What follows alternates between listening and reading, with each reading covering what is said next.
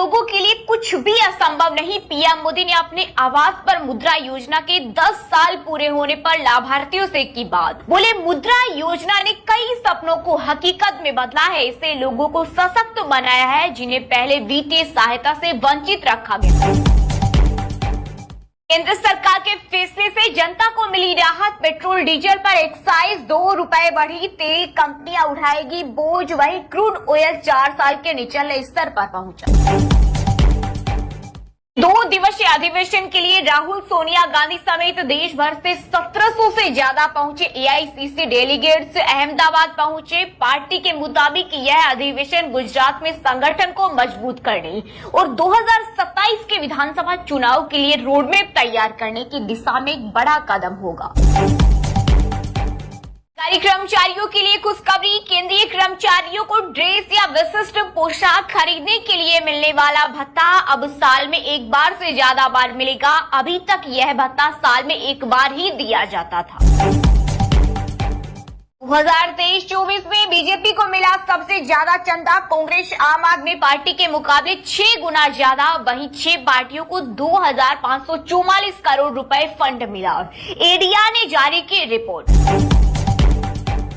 2034 में देश में एक साथ चुनाव होंगे। यूपी के सीएम योगी आदित्यनाथ बोले, सिस्टम में बदलाव जरूरी। बार बार होने वाले चुनाव देश के विकास की रफ्तार पर ब्रेक लगाते हैं। इससे न केवल समय और संसाधनों की बर्बादी होती है, बल्कि देश की जीडीपी पर भी सीधा असर पड़ता है।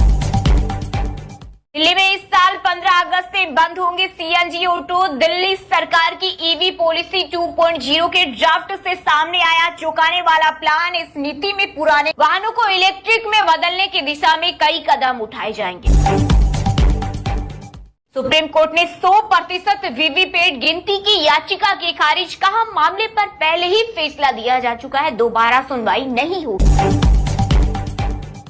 गृह मंत्री अमित शाह ने जम्मू के कठुआ में बीएसएफ कर्मियों को किया संबोधित। बोले, घुसपैठ रोकने के लिए तैनात होगी इलेक्ट्रॉनिक सर्विलांस प्रणाली। दुश्मनों की साजिश की लग जाएगी भनक।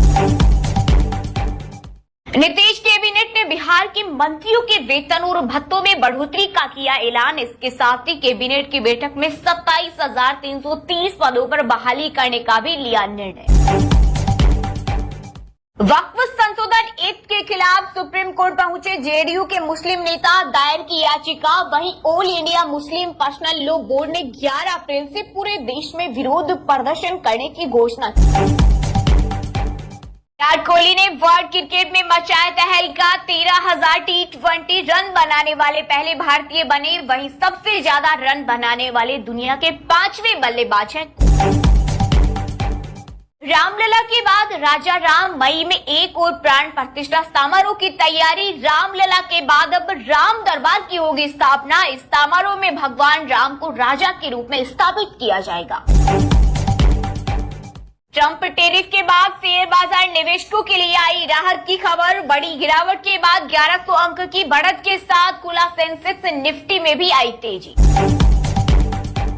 जम्मू कश्मीर विधानसभा में नेशनल कॉन्फ्रेंस और भाजपा विधायकों में हुई हाथापाई। नए वक्फ कानून को लेकर भीड़े। सोमवार को बिल की कॉपी फाड़ी।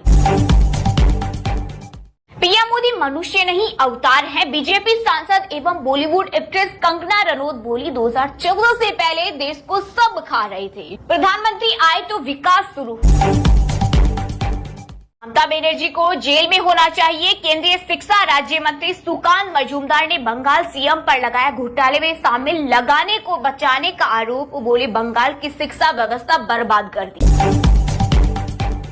तो प्रेस कॉन्फ्रेंस और 500 से ज्यादा सेमिनार। वक्फ कानून को लेकर मुस्लिम राष्ट्रीय मंच ने किया बड़ा ऐलान। कहा, मुस्लिम राष्ट्रीय मंच वक्फ कानून के उद्देश्यों और लाभों को हर व्यक्ति तक पहुंचाने के लिए देश भर में कई कार्यक्रम आयोजित करेगा। समाजवादी पार्टी के नेता और पूर्व विधायक हरिशंकर तिवारी का बेटा विनय शंकर लखनऊ में अरेस्ट। ईडी ने 754 करोड़ के फ्रॉड में जेल भेजा। महाराजगंज में रिश्तेदार गिरफ्तार। उत्तर प्रदेश में सिविल मुकदमों को क्रिमिनल केस में बदलने के मामले में सुप्रीम कोर्ट ने लगाई फटकार। बोला, यूपी में जो हो रहा वो गलत। इन्वेस्टिगेटिंग अफसर को कटघरे में खड़ा करो और क्रिमिनल केस बनाओ।